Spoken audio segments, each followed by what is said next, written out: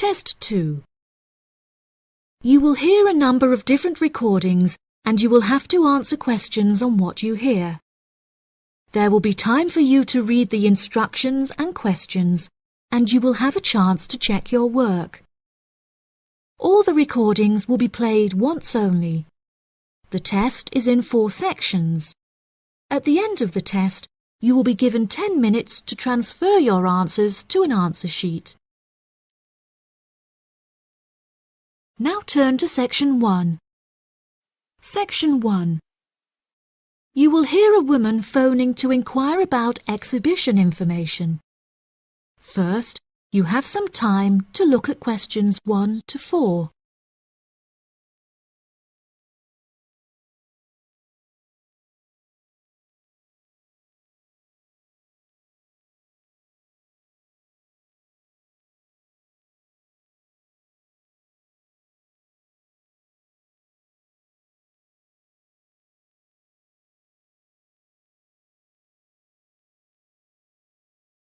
You will see that there is an example that has been done for you.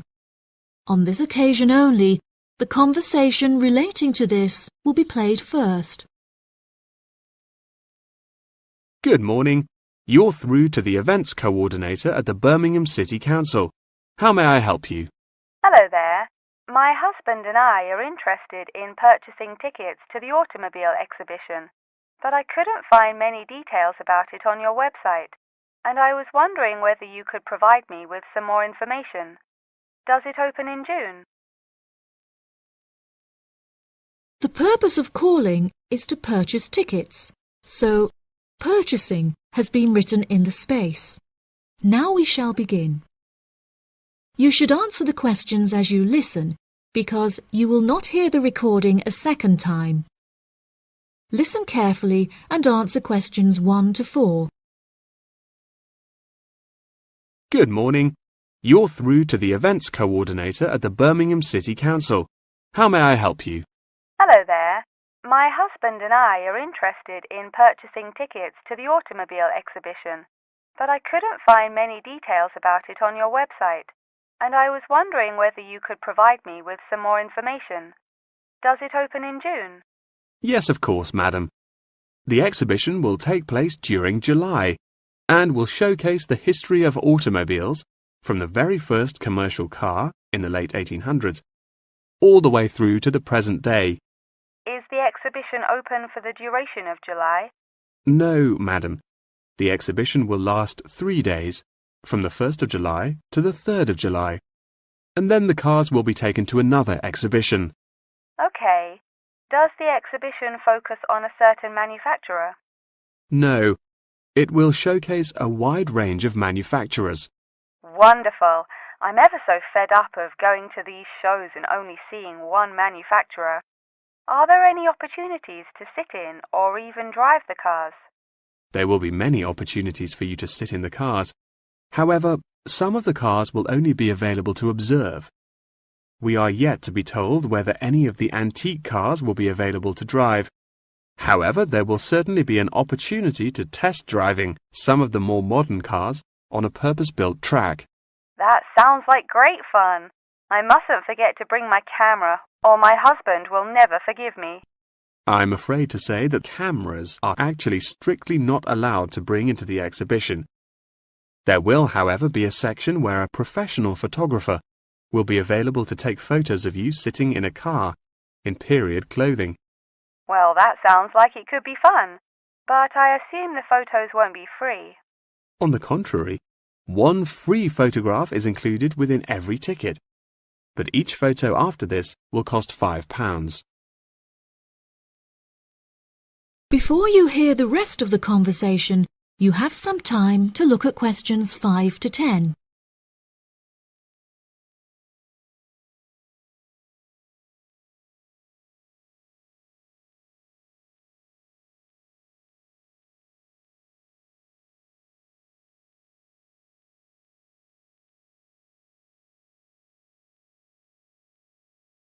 Now listen and answer questions 5 to 10. That's a nice surprise. Not many things are free anymore. I've been asking around about the ticket prices, but I haven't yet had a definite answer. Is it correct that the tickets are £100, whether you buy them now or on arrival? I'm afraid not. If you buy the ticket in advance, the price is £110, but it's £165 on the door. Oh, goodness. I suppose I'd best pay for them now then. Is it possible to buy tickets from you now over the phone? Yes, of course, madam. I'll transfer you to the box office manager, Mark Edgeworth. That's EDGEWORTH.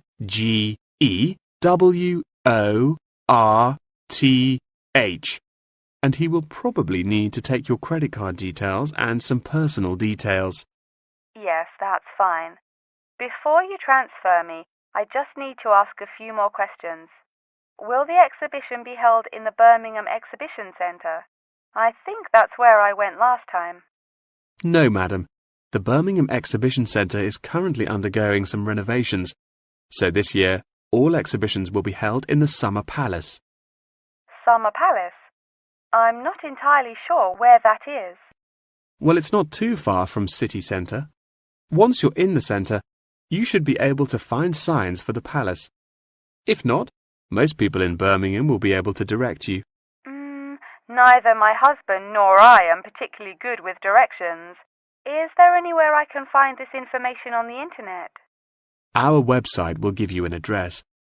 Perhaps you could visit www.directions.com for more detailed information, and they should be able to provide you with step-by-step instructions. Okay. And is this the best way to contact you, by phone? I think the most convenient way to contact us is inquiring online, which is much simpler than having to dial various different numbers to reach the right person.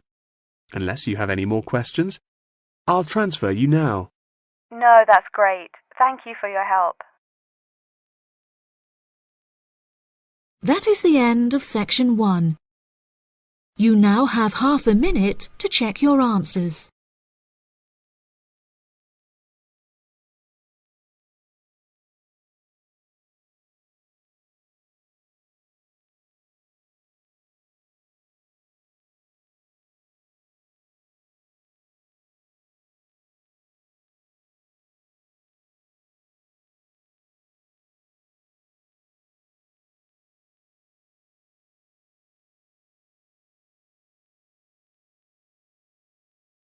Now turn to section 2.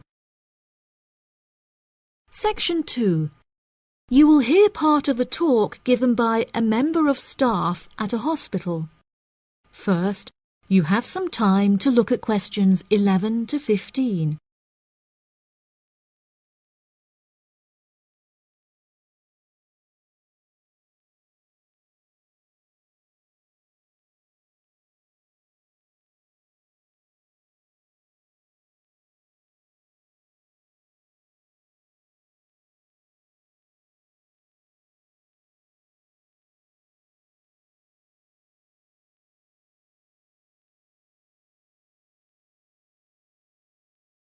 Now listen carefully and answer questions 11 to 15.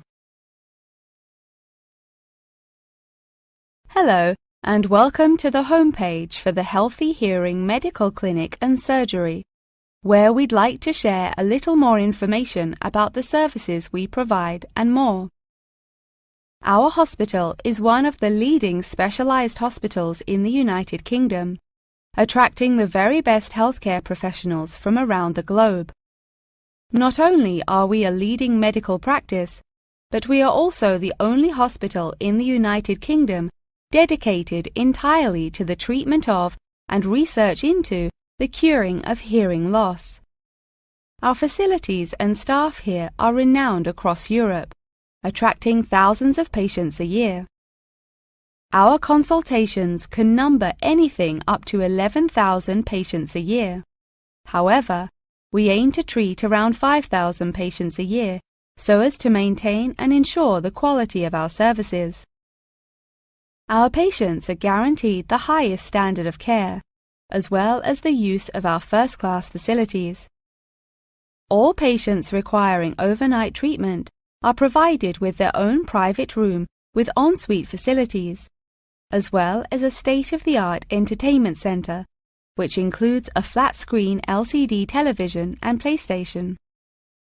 Appointments with our healthcare professionals can be made at any time during the week, with female doctors available between 8 a.m. and 11 a.m. If you need to see a doctor outside of these times, please visit the Out of Hours page of our website for more information. Our doctors are all trained to an exceptionally high standard and practice a vast array of specialities. Mr. Roberts is a fully qualified ear and throat specialist.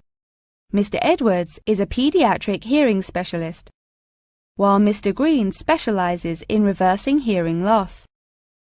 For more details about our people, please visit the staff members page on our website. During a consultation, doctors will sometimes decide medication is required, for which patients should receive a prescription. There are several pharmacies within the city. However, we recommend that patients use the pharmacy housed within our healthcare facility. Our in-house pharmacy is well stocked at all times. Our products are competitively priced, and our pharmacists are on hand to help and advise from 8 a.m. until 10 p.m. from Monday to Saturday, and from 9 a.m. until 12 p.m. on Sundays. If you require any help outside of these hours, please see our Out of Hours page on the website. Since the Healthy Hearing Medical Clinic and Surgery also functions as a teaching hospital, we aim to provide our students with every opportunity to expose themselves to medicine in practice. Therefore, we would like to encourage our patients to give their consent for a medical student to attend their consultations. If our patients are not comfortable with this, there will be a form at reception where patients will be able to opt out. Before you hear the rest of the talk, you have some time to look at questions 16 to 20.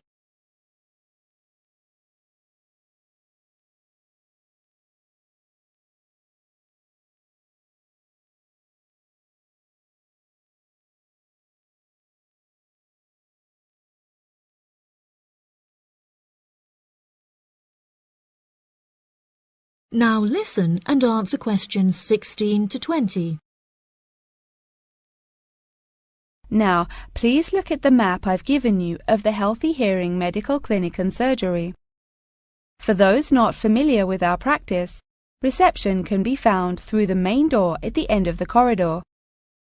If your consultation is booked with Mr. Green, you need to go through the main door and turn right by the nurse's desk, and his office is at the end of the corridor on your left-hand side.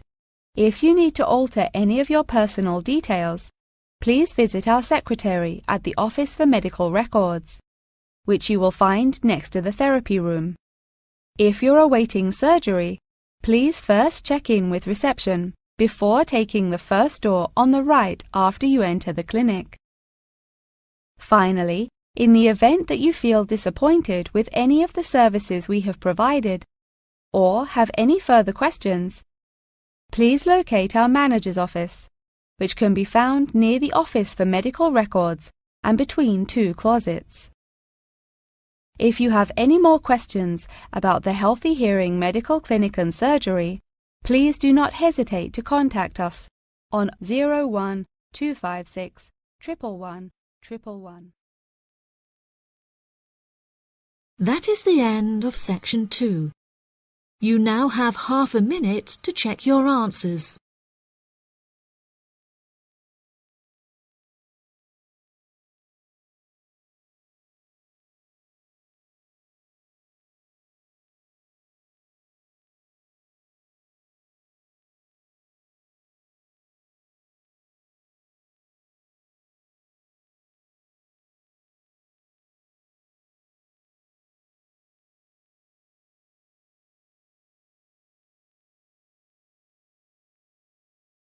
Now turn to section 3. Section 3. You will hear Jim and Jane, two students, talking about their professor's lecture. First, you have some time to look at questions 21 to 25.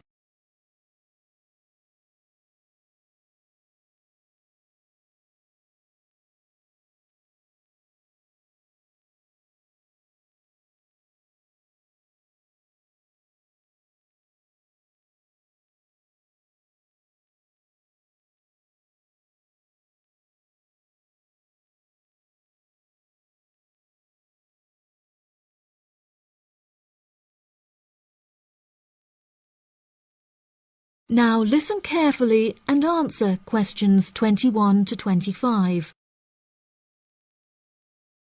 Jane, what did you think of Professor Morgan's lecture? I don't know about you, but I find it incredibly difficult to believe that light influences the environment as much as he says. I've never seen any journal articles, websites or anything that verifies his arguments. It's stupid. On the contrary, I've seen a great deal of research supporting his argument from a wide range of renowned scientists. Have you looked at the recommended textbook listed on the course outline given to us at the beginning of the semester? All the information is in there. Perhaps you've just been looking in the wrong places. I never look at the course outlines. I have so many loose sheets of paper I tend to lose anything I'm given by the end of the day. What's the textbook they recommend? And where can I get it from? I should probably go buy it soon. I'm already behind in the course. Yeah, you definitely should buy it. And our grades are more important this year. It's called The Influence of Light on the Environment.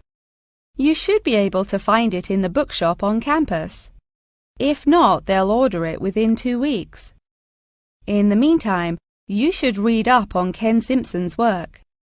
He argues that in order to protect natural habitats, governments should endeavour to turn off lights in cities at night. Well, that's controversial. I doubt any government would be willing to do that any time soon. I imagine roads would become quite dangerous without street lighting. For this issue, Dave Kepler suggests they could just replace the existing lights with more environmentally friendly bulbs. They could even install solar-powered lights. That way, roads will be more eco-friendly while maintaining safety. Although I guess they wouldn't be particularly effective in colder countries, especially during the winter. That's quite a good idea, actually. The price of solar power is supposed to be on par with electricity within the next few decades, and it was on the news this morning. I've also heard that, according to Sharon Gray, in countries with more sunlight, insect-eating animals tend to be smaller in size. Since there are fewer insects, and the remaining insects produced a smaller number of eggs. Yeah, I think I read somewhere that sunlight also has a negative effect on the quality of water, but I'm not sure I believe it. In many hot countries, particularly developing countries, there is a lot of water pollution caused by factories rather than sunlight. Nevertheless, Maria Jackson says that in direct sunlight, the surface of the water becomes more translucent. Therefore, it affects the amount of sunlight that aquatic insects can absorb. Not much research has been undertaken to prove Jackson's theory, but it seems to have been widely accepted anyway. I've never heard of that. I'll have to look it up on Google. The only other theory I've studied is Barbara Swallow's study on how declined insect population adversely affects the frog population. Not that I'm complaining. I hate insects, especially spiders. You have arachnophobia? I never would have guessed. Didn't your brother have a pet black widow spider? Yes, he did, and I hated it. It escaped from its cage once, and we never found it. I had nightmares for months. Before you hear the rest of the conversation, you have some time to look at questions 26 to 30.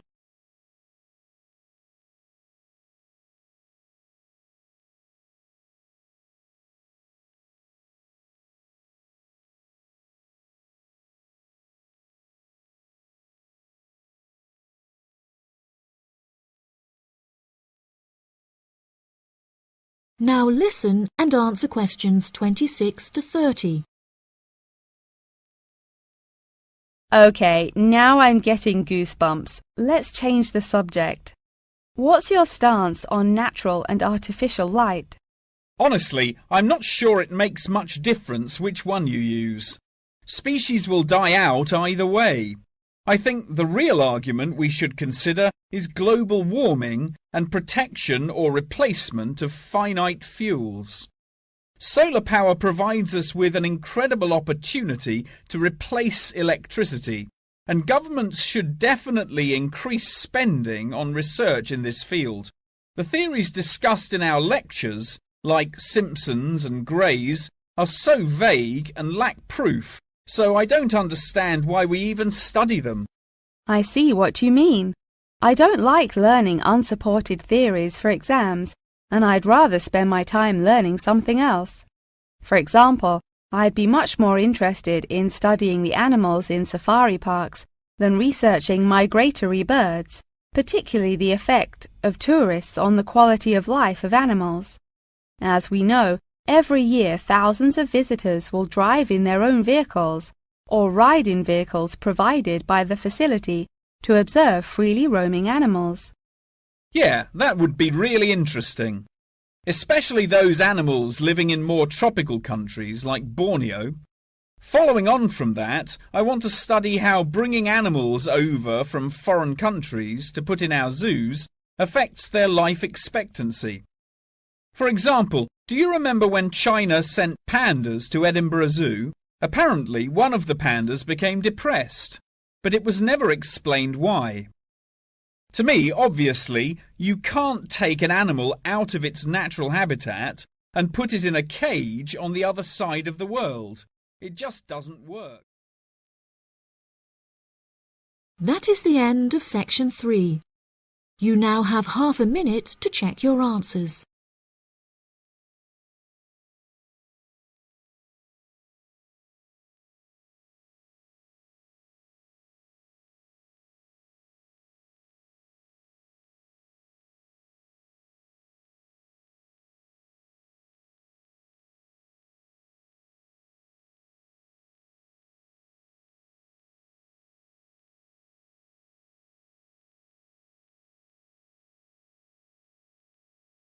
Now turn to section 4.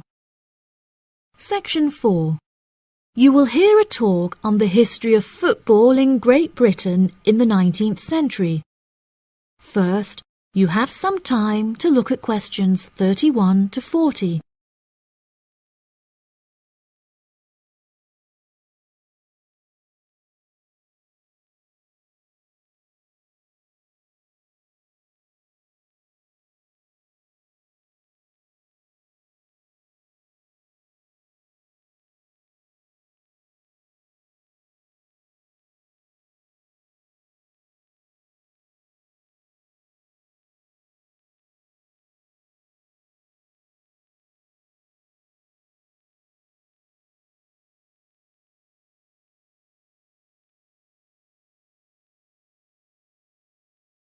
Now listen carefully and answer questions 31 to 40. Great Britain is often hailed as the home of football, with talented players travelling from far and wide to play for teams in the English Premier League, one of the most popular football leagues on the planet. Today we are going to take a look back to the 19th century Great Britain, in an attempt to trace the evolution of the beautiful game, as it is now known. Prior to the 19th century, the game featured a wide variety of local and regional adaptations, which were later smartened up and made more uniform to create our modern-day sports of association football, rugby football, and Ireland's Gaelic football. Even up to the mid-19th century, Shrovetide football, or mob football, was still widely practiced. According to the rules of mob football, there were no rules. A player could legally use any means whatsoever to obtain the ball, such as kicking, punching, biting, and gouging, with the only exceptions being murder and manslaughter. These games may be regarded as the ancestors of modern codes of football, and by comparison with later models of football, they were chaotic and had few cooperation. Towards the latter end of the 19th century and moving into the early part of the 20th century, however, there appeared a newfound emphasis on moral values in football. Perhaps a more modern example of this can be seen in John Terry's suspension as England captain, following reports of his infidelity to his wife. Furthermore, as mob football died away, there grew a greater concern for players' health and general well-being, with many clubs affording their top players access to frequent medical checkups and treatment. Despite the presence of Great Britain's unique state-funded National Health Service, football clubs are still seen today providing team members with state-of-the-art healthcare facilities, with the top clubs even housing their own specialist doctors and physicians.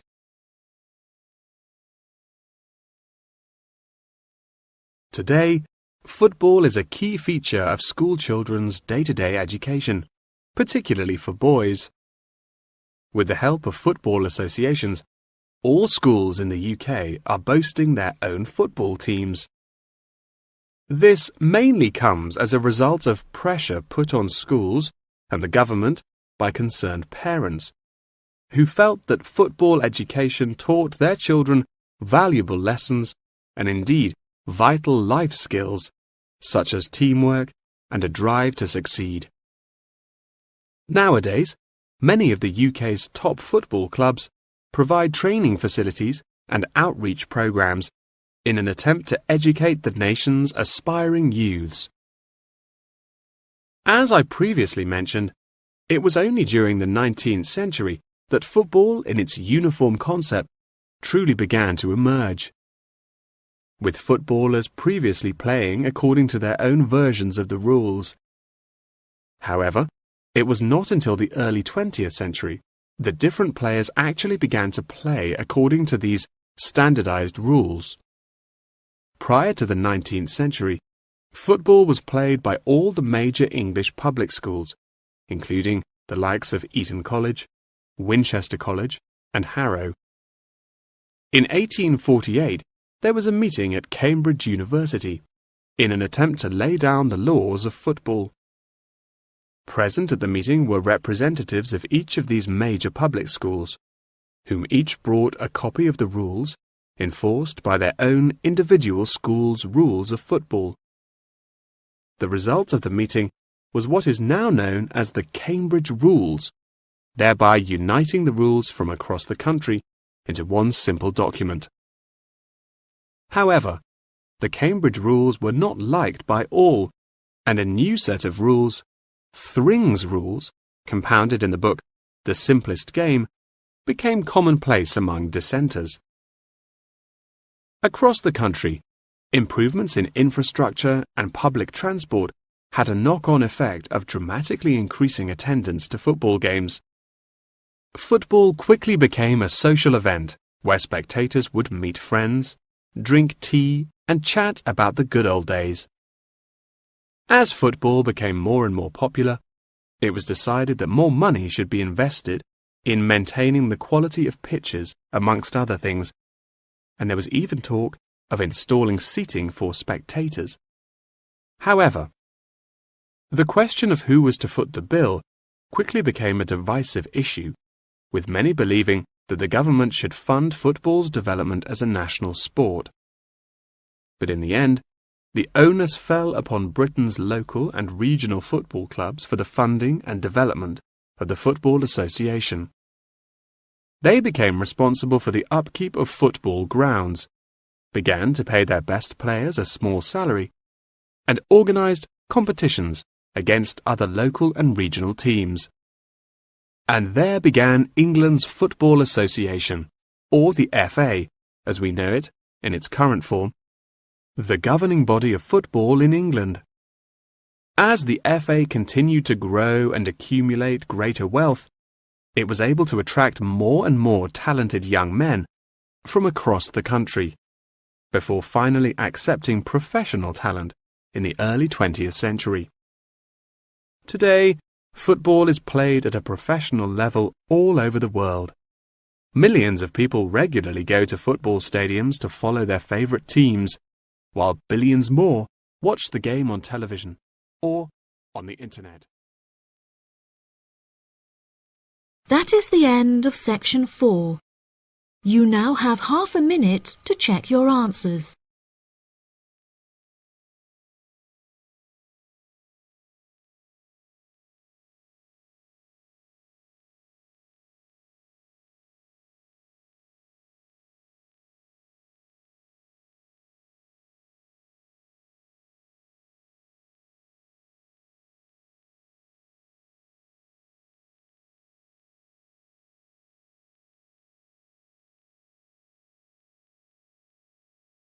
That is the end of the listening test.